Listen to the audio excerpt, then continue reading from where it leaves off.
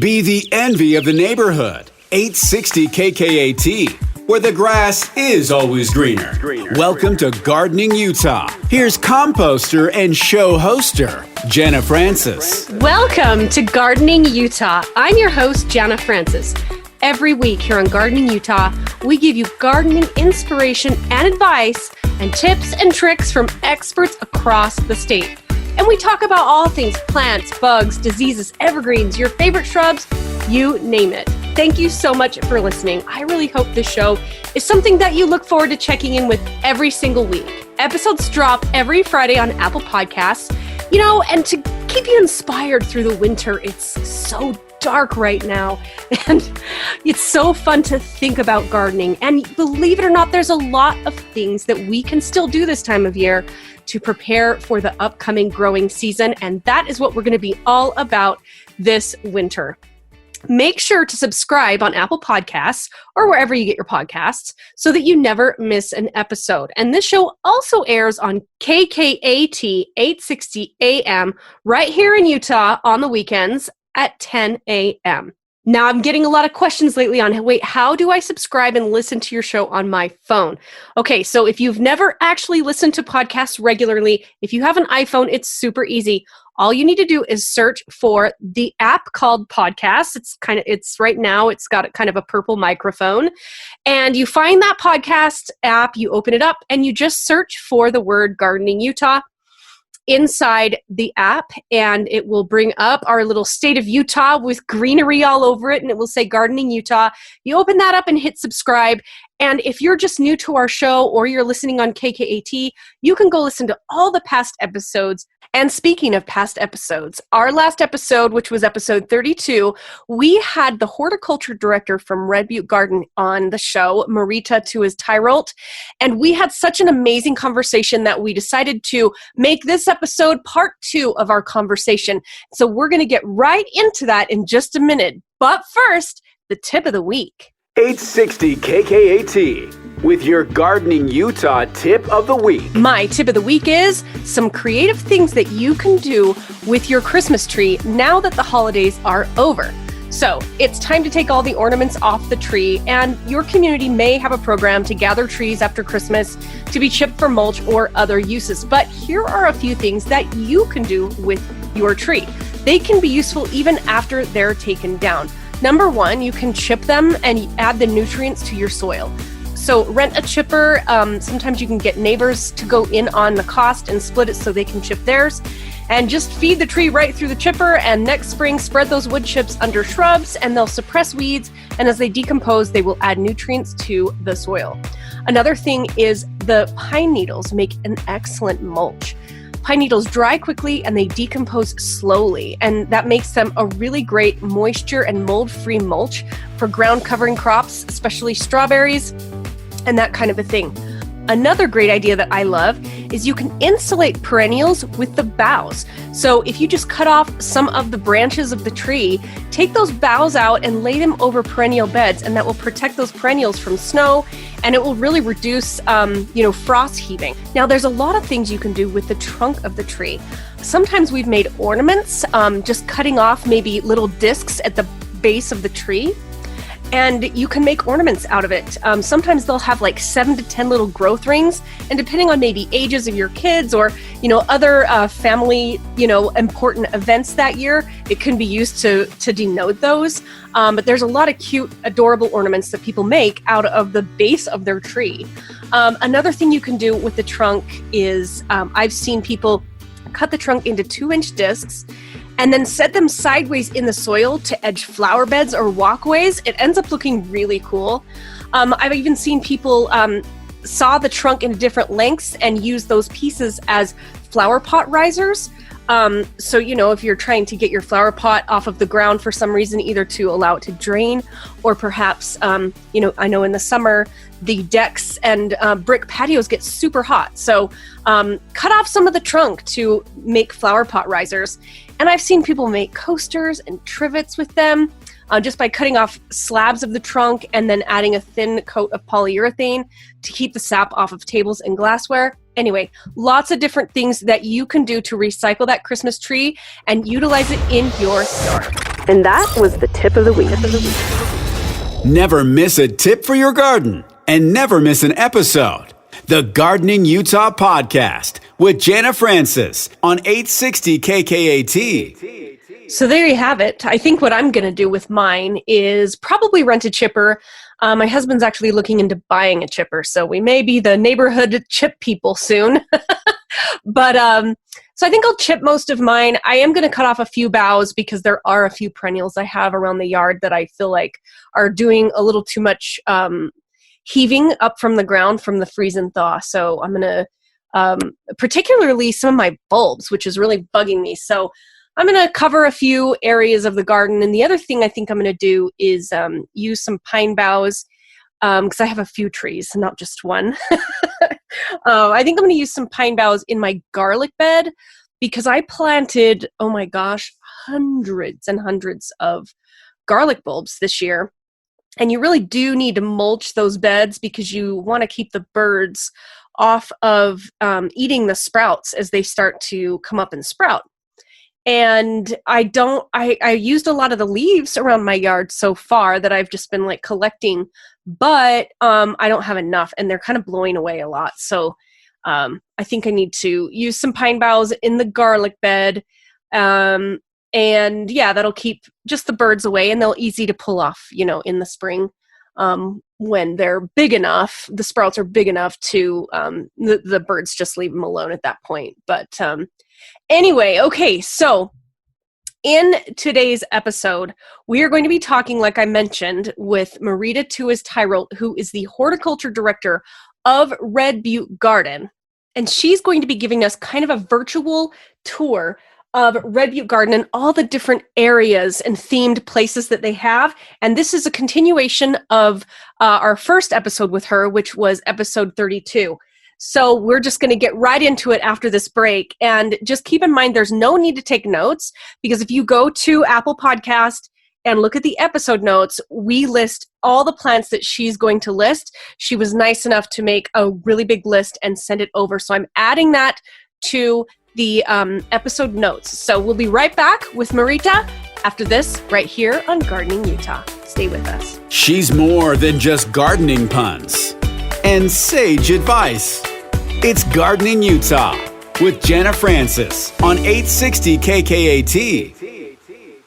Gardening Utah, available wherever you get your podcasts and at 860kkat.com/garden. Here's Jana Francis. Welcome back to Gardening Utah. I'm your host, Jana Francis, and with me here is Marita Tewes Tyrolt, Horticulture Director at Red Butte Garden, and we are going to continue the virtual tour now. Our Water Pavilion is one of the oldest sections of the garden. It opened, we believe, in 1985, and so there's a beautiful wooden structure there on the side of the pond, and that's where we have a lot of our ornamental grasses. Yes. The garden does have an ornamental grass collection, and that area has a lot of them, but perhaps some of our favorites are scattered around the garden. Some of our favorite ornamental grasses, one is the silver spike grass. It's a Achnatherum calamagrostis.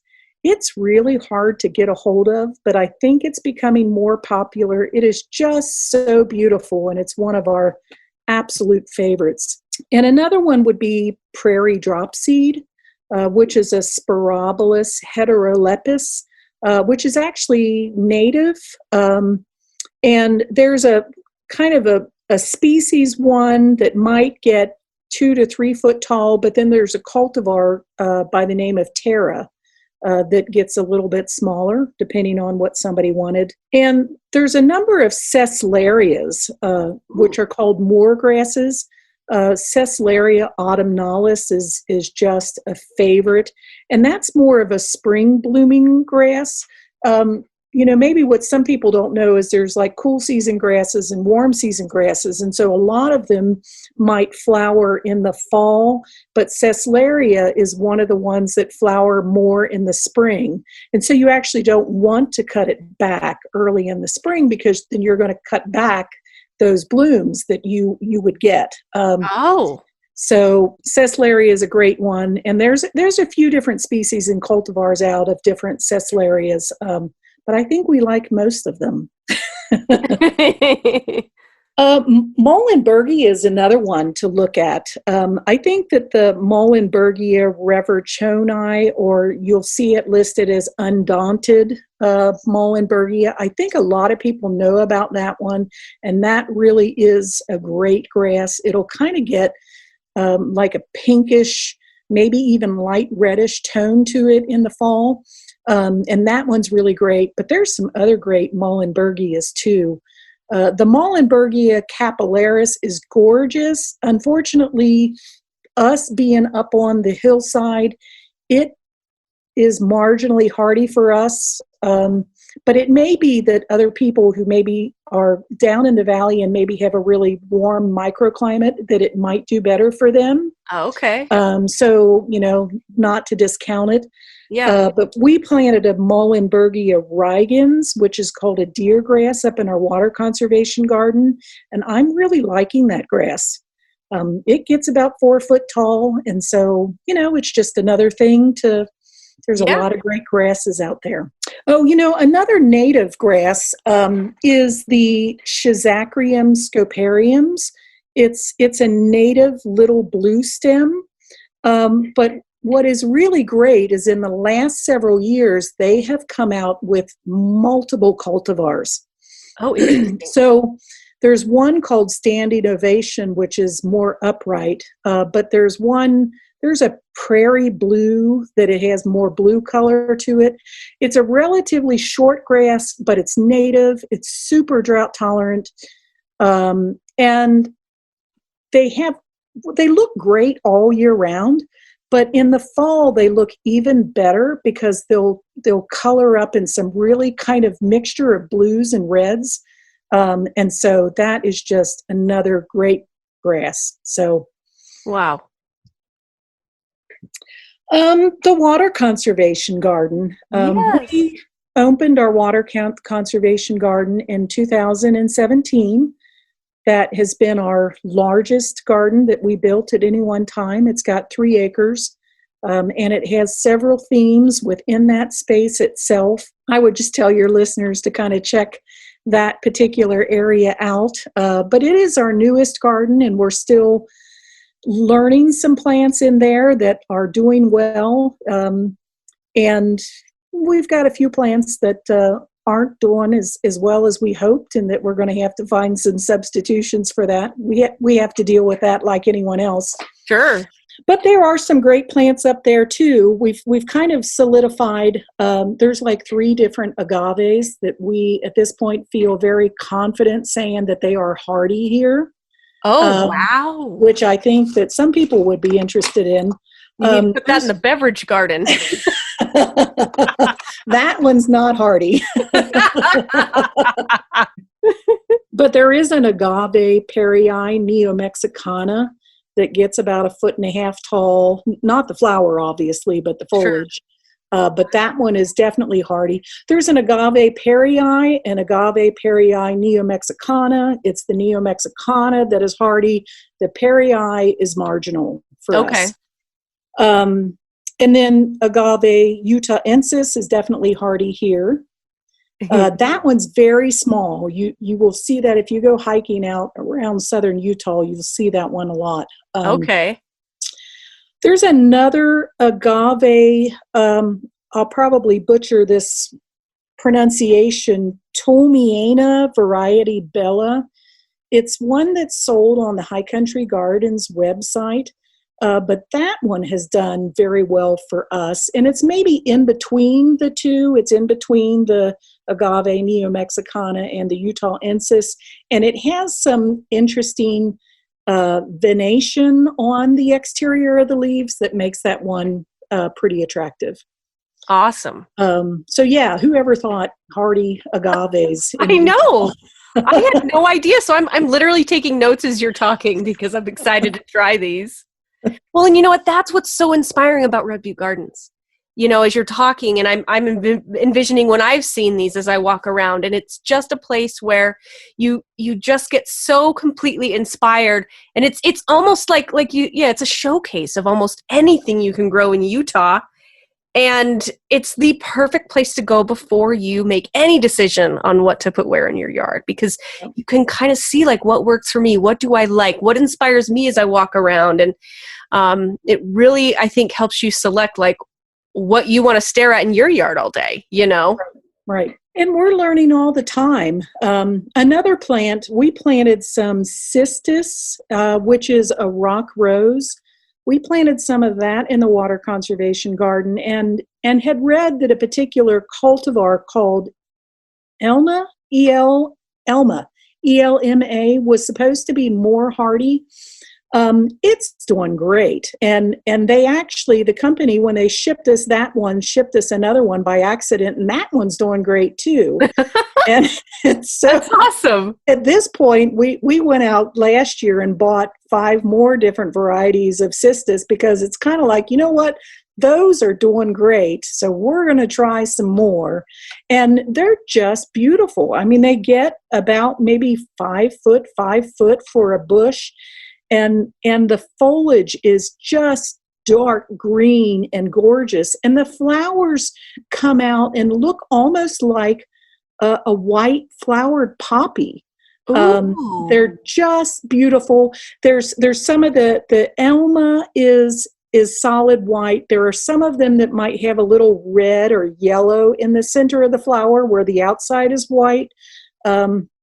And then there are a few with other colors, but those, when you look at the hardiness on those, they're not supposed to do well here, except for they've been in the water conservation garden now for 3 years, and they're doing great. So wow, that one is one that we're excited about. Yeah. Some other common ones that do great here. If you're really into pollinator plants, your eriogonums and your Sporobolus, the eriogonums are buckwheats, and there's a wide variety of species on those. And then the Sporobolus is a globe mallow. Both of them are native to Utah. The eriogonums typically are yellow, but you'll get a couple that might be white or pink, depending on the species. And then the globe mallows are usually orange, but sometimes you can get some cultivars that might have a white or a pink flower, or maybe even a red flower to that. Yeah. And those are all great bee plants. They're important because they are blooming in the late summer, fall, when there's maybe a shortage of other things that are flowering for the bees. And so those are a great thing to add to the garden to just kind of make sure that you're providing some habitat for the native bees. So those are great plants. Absolutely. And on that note too, Asclepias, for the butterfly plants, there's actually like 15 different species of Asclepias that are native to the state of Utah. So I think a lot of people will know about the Asclepias speciosa, which gets kind of taller and it spreads through runners. Sometimes people don't like it in certain areas because it maybe doesn't play nice. Yeah. But there's some others. I want to say the incarnata does a little bit better near a stream where it's wetter. And then in the water conservation garden, we've got an Asclepias asperula. A common name is antelope horns. I really like that one too. Super drought tolerant Asclepias, and so there's some fun plants that way as well.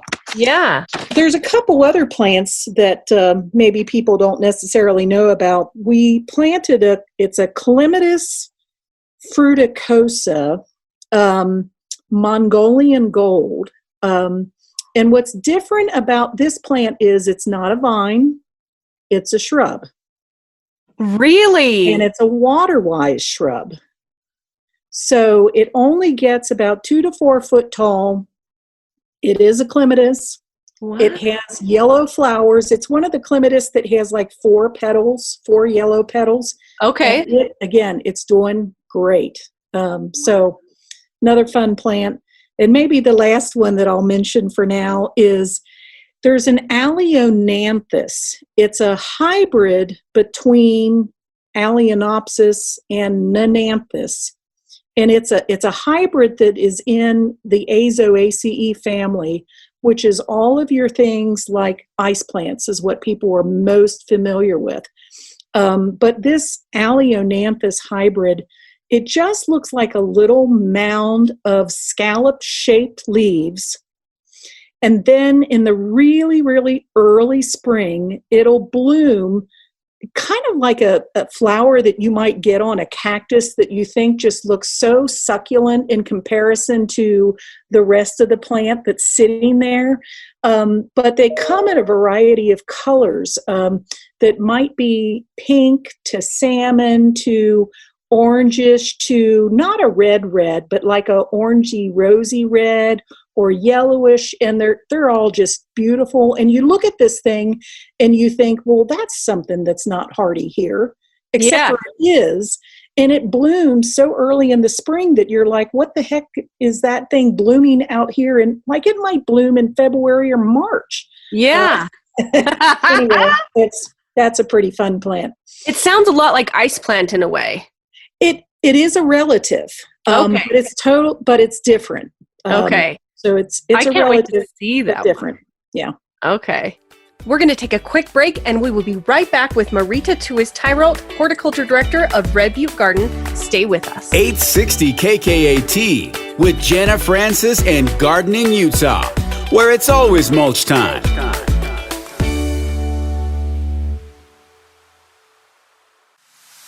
She really does have the nicest yard on the block. It's Gardening Utah with Jenna Francis on 860 KKAT. Welcome back to Gardening Utah. I'm your host, Jenna Francis, and with me here is Horticulture Director of Red Butte Gardens, Marita Tewes Tyrolt. Thanks so much for being here. This has been a blast. Great. Thank you. And so you were telling me a little bit how there's a big difference between xeriscaping and the word xeric.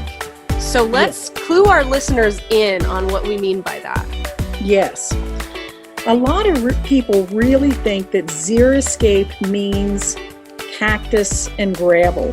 And that really is the last thing in the world that it means. Xeriscape is a term that was coined by the Denver Water Board back in 1981. And it really was a way to get people to select plants that use less water, but it doesn't really limit it to those plants that are xeric, because xeric is kind of the far end of a water-wise landscape. Xeric means that once those plants are established, that then you don't have to provide supplemental water for them. It's important to really pay attention to that caveat of once those plants are established, because sometimes people will buy something from the nursery that is maybe xeric, and they'll take it home and they'll plant it and think, well, I don't have to water it because it's xeric, and then it dies.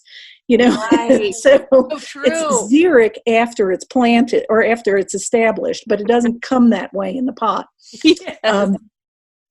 But xeriscape is a landscaping term that has 7 different principles. 6 of them are good gardening sense anyway, because it's telling you to create a design or a plan and paying attention to your site conditions and exposures. Another one is to make appropriate soil amendments or improvements. And again, you know, just common good gardening. If you're going to make a new landscape, why wouldn't you do that? Yeah. And another one is to incorporate small turf areas appropriately. A lot of people have too many lawns, and so this is encouraging us to have less. And then irrigate effectively by grouping plants together that have similar water requirements. And using mulch, which not only helps, lose water from evaporation, but also suppresses weeds and exercise proper maintenance. So those are like the six of the 7 principles of xeriscape, which is good gardening practice no matter what you're trying to do. Absolutely. Yeah. And then the last one is to incorporate low water plants.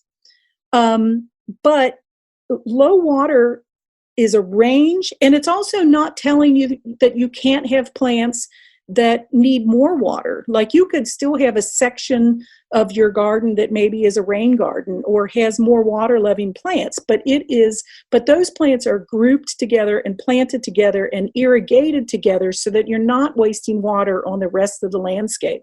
So the big thing with xeriscape is that you are designing your plants according to their water needs, you're grouping them together according to their water needs, and then you're irrigating them accordingly so that you're watering what each group of plant needs, but you're not overwatering the rest to compensate for everything else. Yes. So that's really the difference between xeriscape and xeric. Xeric is, and I'm sorry it's confusing, but that is a difference. Yeah. Some other terms that people maybe misunderstand, and I use drought tolerant interchangeably, I guess, the same way that everybody else does, but the truth of the matter is there's a difference between drought tolerant and water wise. Drought tolerant is just that. It tolerates drought. Yeah. And drought is usually a temporary thing. Some plants tolerate drought by dropping their leaves or going dormant. Drought tolerant doesn't mean that you look good. That's a good point. Absolutely. During a drought. Water wise, though, on the other hand, is plants like the Southwest of the United States that evolved in climates that typically don't have a lot of water.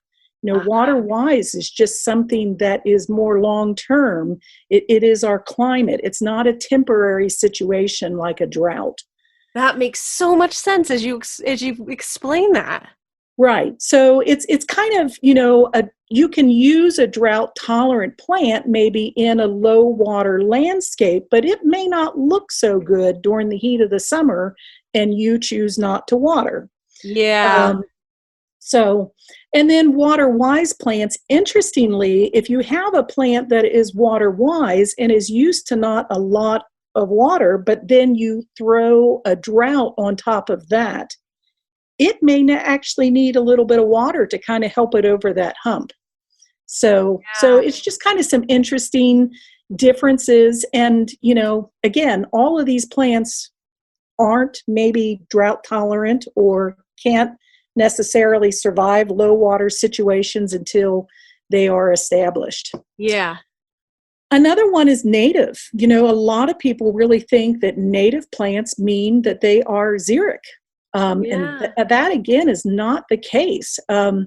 Utah is just so diverse. I mean, you go from mountains to the desert to the salt flats, and we also have just so many different soils here. You've got people that have got clays and other people that have got sand, and that's kind of why there's no like one size fits all solution for everybody, because it's different. You really just have to look at what conditions you have, what your elevation is, what your microclimates are, what your soils are, and try to find something then that fits in for you.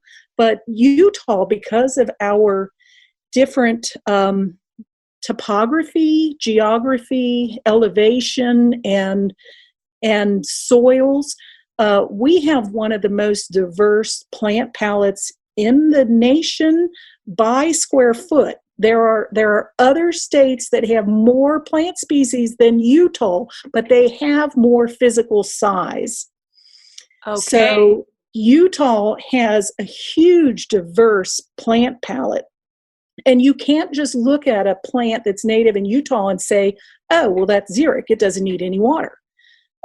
because there are many plants in Utah that are mesic, which means they love water. And we'll be right back with Horticulture Director of Red Butte Garden, Marita Tewes Tyrolt, right after this. Stay with us. She's more than just gardening puns and sage advice. It's Gardening Utah with Jenna Francis on 860 KKAT. 860 KKAT with more of the fastest growing show on radio.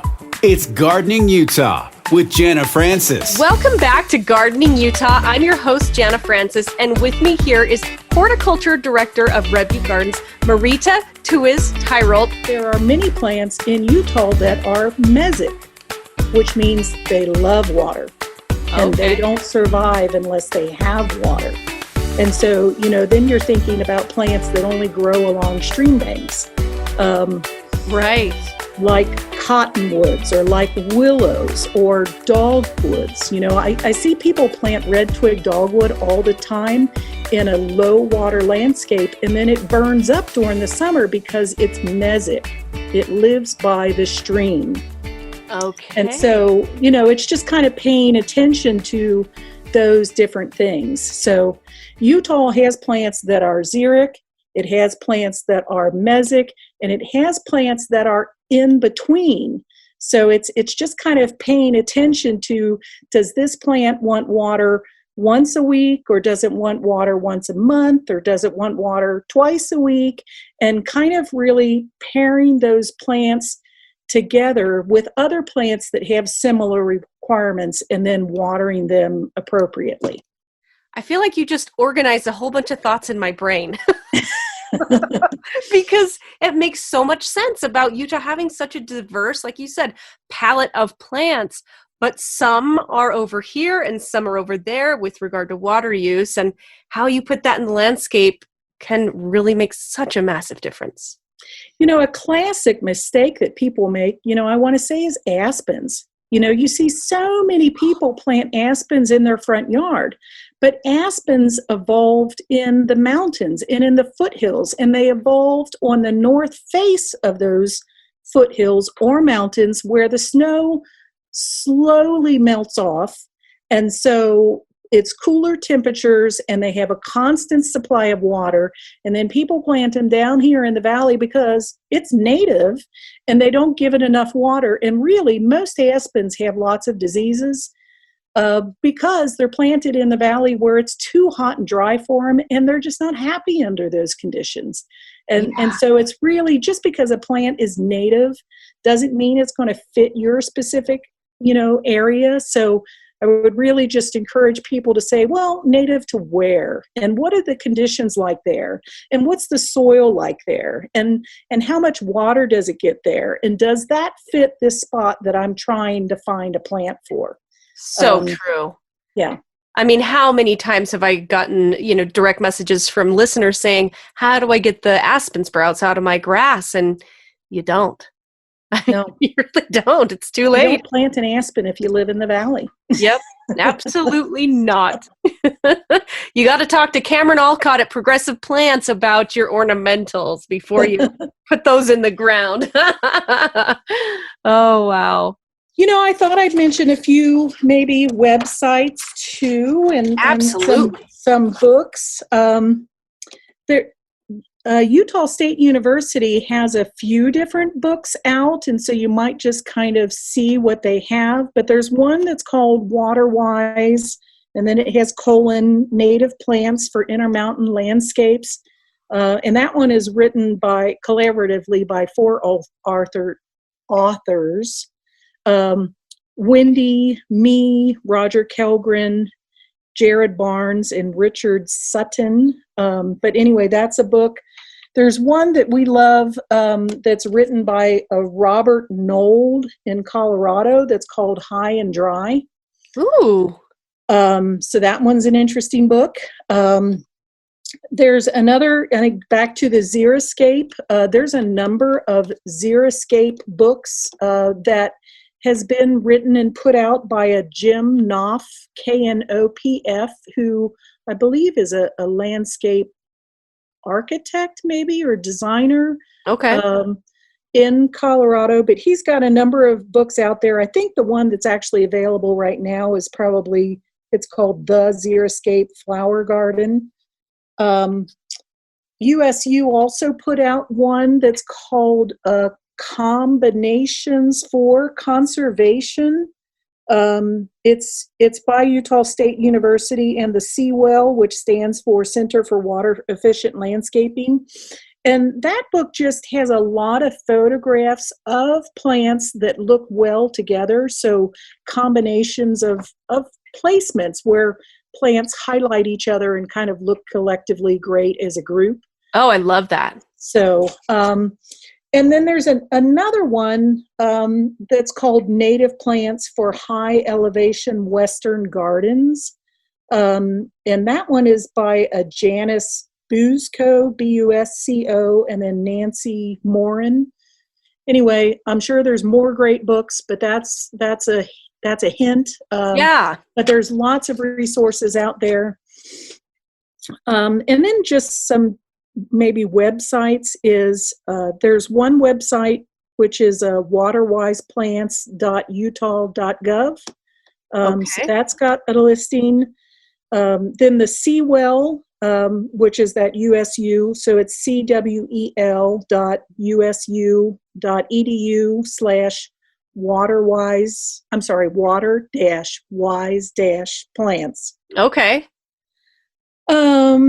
And I can put these links in the episode notes for Apple Podcasts. So as listeners, when you're listening to this, just know you can go directly to our notes and I will link you to all of these as well.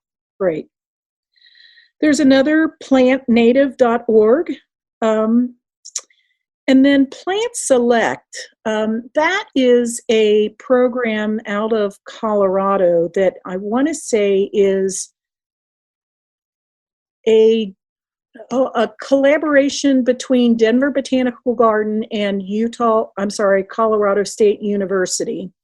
And it's not limited to natives, but it is limited to water-wise plants that do great in the Southwest. And so they usually will list a number of plants every year that they're promoting at that time. And anyway, there's a lot of that's a good website to check out and kind of see, check out some great plants. And then the UtahPublicGarden.org is a site that's hosted by USU, and it just lists the different public gardens in the state of Utah, because it's not just Red Butte Garden. There's Jordan Valley Water Conservation District, and of course us, but then there's some other small great gardens too, like the Davis County Water Conservation Garden District has a small, beautiful garden that's off of 193 and 89 in Layton. Okay. So that one's great. And then if people have the opportunity to go down to St. George, there's I want to say it's the Desert Hills, or is it the Red Hills Botanic Garden that's on the north. It's it's in the Red Hills on the north side of St. George. And that garden is fairly young, maybe, I don't know, 5 or 6 years old or something like that. But that's filling in and is a beautiful garden as well too. So if you're traveling around, check things out and see. Yeah, and we have quite a few listeners. Places. Yeah, and we have quite a few listeners in St. George. So shout out to our St. George listeners. Yes. And if people want to see a website that has the 7 xeriscape principles, it's the Landscape Association. It's the Association of Landscape Contractors of Colorado. So it's alcc.com/xeriscape. And that lists the 7 principles of xeriscape out, so that people can check that out as well too. Fantastic. I love that. Okay, so here's a question I have for you. What is your favorite part of Red Butte and why? Oh, wow. I have been at Red Butte Garden for a while. I started in 94. Wow. And, there isn't just one favorite spot, but I want to say, when I started, one of the ex-directors, that was Mary Pat Matheson way back when, she told me that we were going to build an herb garden and a rose garden. And at that time, we were talking about native plants, and we had a different name for it. But that wound up being the Water Conservation Garden. And so I was just really excited about all of those. Someday I hope we get to build a rock garden, but that's a ways out yet. Okay. But, I guess why I might love some of those gardens. In my own garden, I'm more utilitarian. I want things that are in the landscape that are attractive but also useful. And so that's a number of your herbs. Like you could have lavenders and sages that are attractive in the landscape, but that you can then just kind of pick from them and bring them in the house and use them. And so I really love that aspect of some plants. And I love cooking, and my husband's a great cook too. So it's nice to be able to just, you don't have to go to the store to get parsley because it's out there in the garden. So that's right. So the herb garden is a favorite for me. And the rose garden too. And I think because ours is such a unique rose garden, it's just, like I said, not rows of roses. We've got so many different types of roses. And, another thing that's different about our rose garden is it also focuses on the rose family. And the rose family is a large family, and it not only includes what we know of roses, but it includes so many of our fruit plants, like all of your pears and cherries, and peaches and plums and apples. Those are all members of the rose family. So it's just such an incredibly important family.